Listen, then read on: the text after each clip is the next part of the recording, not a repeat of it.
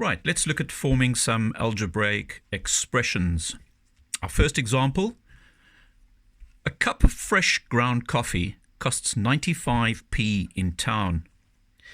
Now they're asking us to write an expression for the cost of the coffee in pence of X cups of coffee. Okay, so we don't know what that number is. Remember, it's the unknown. Okay, so it costs 95p every 1 cup of coffee, X amount of cups, 95 times X. We don't write it like that. We just write 95X. B. A small cupcake costs 25p each, and a large cupcake will cost you 65p each. Now, write an expression for the total cost in pence of X number of small cupcakes and Y number of large cupcakes. Okay, remember, 25p, 65p. And we want the answer in pence as well, okay? So how much does the small cupcake cost? 25p. So 25 times X again is 25X. And total, okay, clue there, we're going to add, and it'll be 65Y. So 65 times Y. We don't know how many of them we bought. We don't know how many we bought there. Right, interesting one, this one. Danny's X years old. Okay, right, there we go. Danny's X years old. Again, we don't know how old he is until we work out later. Gary is 3 years younger than Danny. So Danny has been expressed as X, and Gary is 3 years younger. So minus 3. Muhammad is twice as old as Danny. Danny again is X. So twice, 2 times X. We write it as 2X. Now their total age is 25. So in other words, when we add the 3 together, it must give us 25.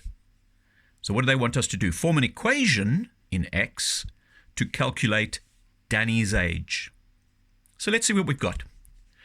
We've got an X plus, we've got an X minus 3 plus we've got 2X, and all of them must add up to 25. So we have an equation here. Let's see what we need to do. We've got 1x, 2x's plus another 2x, which gives us 4x. And we've still got the minus 3 there, which is equal to 25. Now, some of you will be familiar with this because we've done it so often. Equations, let's see, we've got to take the 3 across there. So to get rid of it, we add 3 to both sides. So we're left with 4x on this side is equal to 25. Now remember, this side, divide by what's on that side. So it's 4 divided by 4. And also, sorry, this is meant to be 28, not 25, because we've added the 3. Sorry about that. And we divide the 28 by 4. And what does our answer tell us? X is equal to 7. So we've worked out Danny's age is 7. They didn't ask, but if they did ask, what is Muhammad's age? All we would have then said was twice. So he would have been 14, and Gary would have been 3 years younger. He would have been 4. And when we add all of those up together, the 7 plus the 4 plus the 14, we double check. Is it going to give us 25? Yes, it does. Right, moving on. Jane has a lucky number, and that is X. Okay, Jane's lucky number is X. Let's see what first question says. Tommy's lucky number is 1 more than Jane's lucky number. So write an expression for Tommy's lucky number.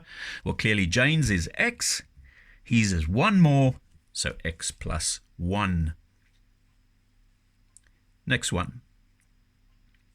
Nicola's lucky number is double Jane's lucky number. So now write an expression for Jenny's lucky number in terms of X. Let's look at it again. Nicola's lucky number is double Jane's. So 2 times X again is 2X. Right. The flow diagram below shows how Leo, Another chap coming into the equation here. Leo's lucky number. How this is connected to Jane's lucky number. Right, so let's have a look at Jane's lucky number. Jane's lucky number is x. Okay, it says there, subtract 3. So x minus 3. Then it says multiply it by 2. Okay, so 2 times x is 2x. Minus 3 times 2 is 6. And that is the answer. That's Leo's lucky number. 2x minus 6.